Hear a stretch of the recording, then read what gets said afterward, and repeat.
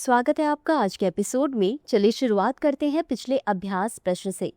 निम्नलिखित में से किस वर्ष एशिया का पहला निर्यात प्रसंस्करण क्षेत्र स्थापित किया गया था? ए 1960, बी 1963, सी 1965, डी 1967। इस प्रश्न का सही उत्तर है विकल्प सी 1965। चलिए देखते हैं इसके विश्लेषण को। एशिया का पहला निर्यात प्रसंस्करण क्षेत्र वर्ष 1965 में कांडला, गुजरात में स्थापित किया गया था। एक निर्यात प्रसंस्करण क्षेत्र एक ऐसा क्षेत्र है जो विदेशी संस्थाओं से निवेश के माध्यम से आर्थिक विकास को प्रोत्साहित करके वाणिज्यिक और औद्योगिक निर्यात को बढ़ाने के लिए स्थापित किया गया है। तो चलिए शुरुआत करते हैं आज के एपिसोड की पहले प्रश्न से। निम्नलिखित में से किस राज्य सरकार ने एक राज्य एक पंजीकरण योजना शुरू की? ए राजस्थान, बी महाराष्ट्र, सी बिहार, डी उत्तर प्रदेश। इस प्रश्न का सही उत्तर है विकल्प बी महाराष्ट्र। चलिए देखते हैं इसके विश्लेषण को। महाराष्ट्र सरकार ने एक राज्य एक पंजीकरण योजना शुरू की है, जिसके तहत नागरिकों को संपत्ति के स्थान से परे राज्य भर में किसी भी उपपंजीयक कार्यालय में संपत्ति दस्तावेजों को पंजीकृत करने में सक्षम बनाया गया है। इस कदम से मुंबई, पुणे और थाने जैसे उच्च गतिविधि वाले क्षेत्रों में संपत्ति लेन देन सरल हो जाएगा, जहां रियल एस्टेट सौदे अक्सर होते रहते हैं। एनआरआई, वरिष्ठ नागरिक, कानूनी पेशेवर और रियल एस्टेट एजेंट इससे लाभान्वित होंगे, अतः विकल्प बी सही है। अगला प्रश्न है, निम्नलिखित में से किस वर्ष राष्ट्रीय सूचना विज्ञान केंद्र की स्थापना की गई थी? ए 1976, बी 1980, सी 1986, डी 1990। इस प्रश्न का सही उत्तर है विकल्प ए 1976। चलिए देखते हैं इसके विश्लेषण को। राष्ट्रीय सूचना विज्ञान केंद्र की स्थापना वर्ष 1976 में हुई थी और यह नई दिल्ली में स्थित है। एनआईसी केंद्र सरकार, राज्य सरकारों और संघ शासित प्रदेशों के प्रशासनों को नेटवर्क आधार और ई गवर्नेंस सहायता प्रदान करता है। यह राष्ट्रव्यापी अत्याधुनिक सूचना एवं संचार प्रौद्योगिकी अवसंरचना की स्थापना के अतिरिक्त शासन के विभिन्न पहलुओं में सरकार के साथ निकटता से संबंधित है, अतः विकल्प ए सही है। अगला प्रश्न है, न्यायालय अवमान अधिनियम निम्नलिखित में से किस वर्ष पारित किया गया था? ए 1970, बी 1971, सी 1972, डी 1973।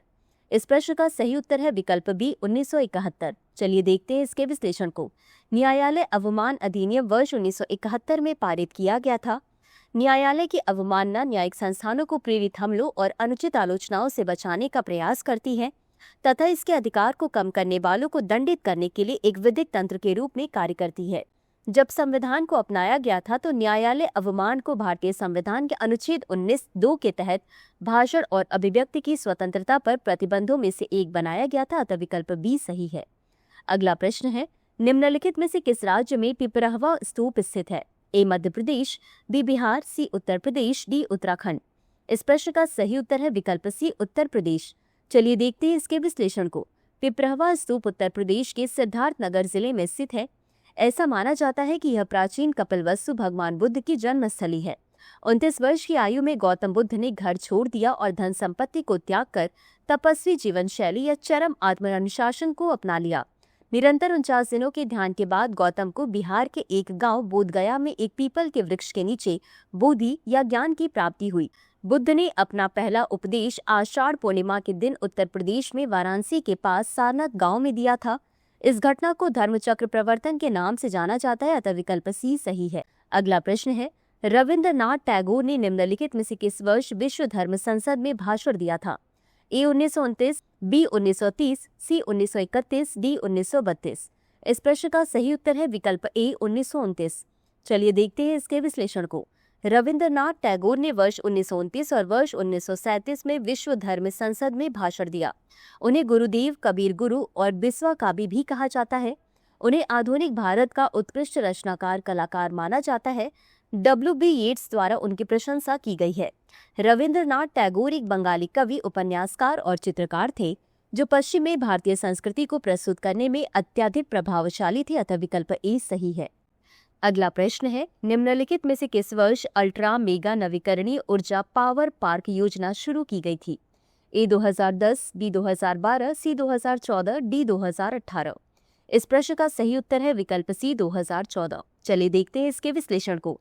अल्ट्रा मेगा नवीकरणीय ऊर्जा पावर पार्क योजना मौजूदा सौर पार्क योजना के तहत अल्ट्रा मेगा नवीकरणीय ऊर्जा पावर पार्क विकसित करने की एक योजना है।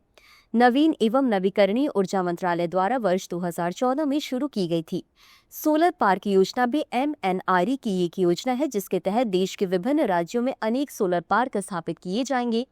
इसमें सोलर पार्क स्थापित करने के लिए भारत सरकार द्वारा वित्तीय सहायता प्रदान करने का प्रस्ताव है, अतः विकल्प सी सही है। अगला प्रश्न है, पिपरावा अवशेषों की खुदाई निम्नलिखित में से किस वर्ष की गई थी? A 1890, B 1894, C 1896, D 1898। इस प्रश्न का सही उत्तर है विकल्प डी 1898। चलिए देखते हैं इसके विश्लेषण को। उत्खननकर्ताओं ने वर्ष 1898 में उत्तर प्रदेश के पिपरावा स्तूप में पिपरावा अवशेषों की खोज की थी, जिसे भगवान बुद्ध की जन्मस्थली प्राचीन कपिलवस्तु माना जाता है।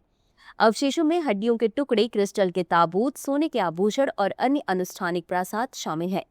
ब्राह्मी लिपि में एक शिलालेख है जो अवशेषों को सीधे भगवान बुद्ध से जोड़ता है तथा बताता है कि इन्हें शाक्य वंश द्वारा एकत्रित किया गया था, अतः विकल्प डी सही है। अगला प्रश्न है, महाकालेश्वर मंदिर निम्नलिखित में से किस राज्य में स्थित है?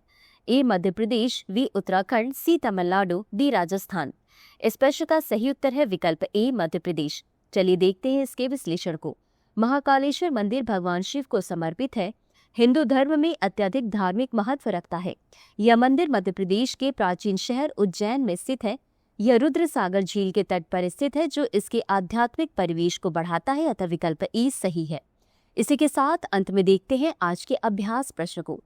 स्टॉकहोम सम्मेलन निम्नलिखित में से किस वर्ष आयोजित किया गया था? ए 1970, बी 1972, सी 1976, डी 1980। इस प्रश्न का उत्तर कमेंट बॉक्स में जरूर दें। आज के लिए बस इतना ही। धन्यवाद। डियर व्यूअर्स, अपने एग्जाम की तैयारी को और बेहतर करने के लिए हमारे चैनल को लाइक, शेयर और सब्सक्राइब करना न भूलें।